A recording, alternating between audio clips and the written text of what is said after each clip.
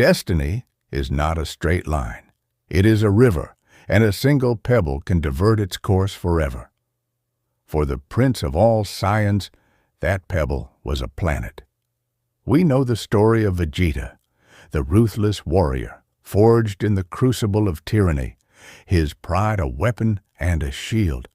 But what if his cradle had not been a world doomed by a despot, but one thriving in honor?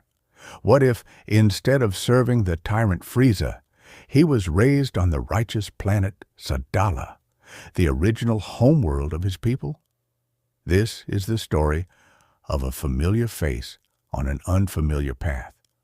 A tale not of a prince seeking to reclaim a lost throne through conquest, but of a king learning to build a future from the ashes of a past he never knew. Could a different world have tamed the fire in his soul? Or would his innate power and pride inevitably set him on a collision course with the universe? This is the story of the Vegeta that could have been. A royal attack ball meant for a world of conquest is instead guided to the gleaming spires of planet Sadala. A young Prince Vegeta emerges not to the sight of cowering natives, but to a proud, disciplined race of fellow Saiyans. King Sadala and his top general Renzo greet him not as a tool of a tyrant, but as lost royalty. The prince's innate arrogance and combat-bred instincts immediately clash with this society of protectors. He is a relic of a brutal past, now standing in a future he cannot comprehend. This unexpected sanctuary would become the forge for a new kind of prince. Under the tutelage of Sadala's elite, Vegeta's raw power flourished, but his spirit chafed against their core code.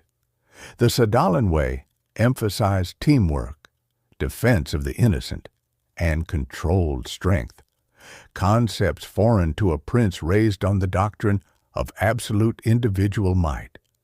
His sparring sessions with his mentor Renzo were lessons in humility, where technique and strategy often overcame brute force.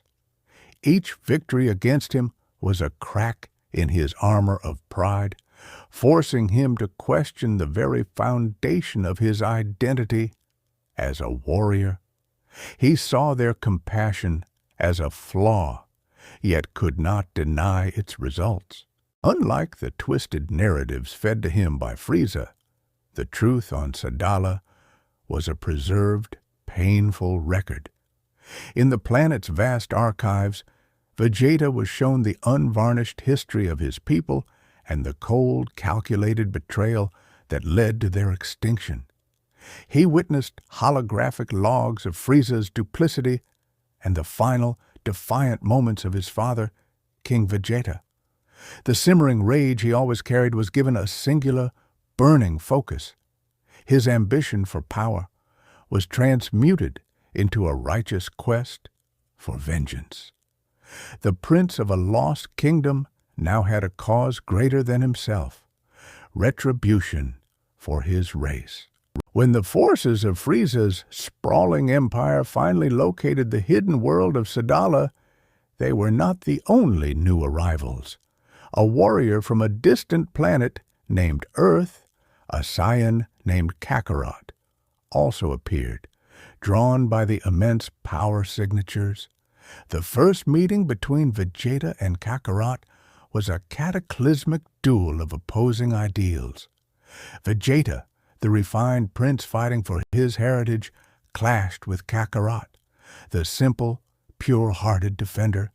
Their rivalry was born in that fire, but the greater threat forced an uneasy alliance, a partnership forged in combat and mutual grudging respect for their power.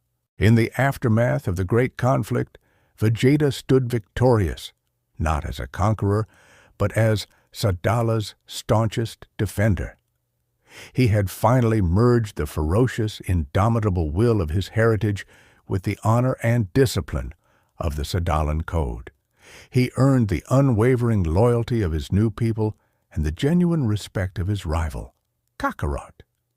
He was no longer just the prince of a fallen world, but the guardian of the Saiyan future. His crown, once a symbol of a brutal past, was now reforged, unbroken, representing a legacy of protection, strength, and nobility.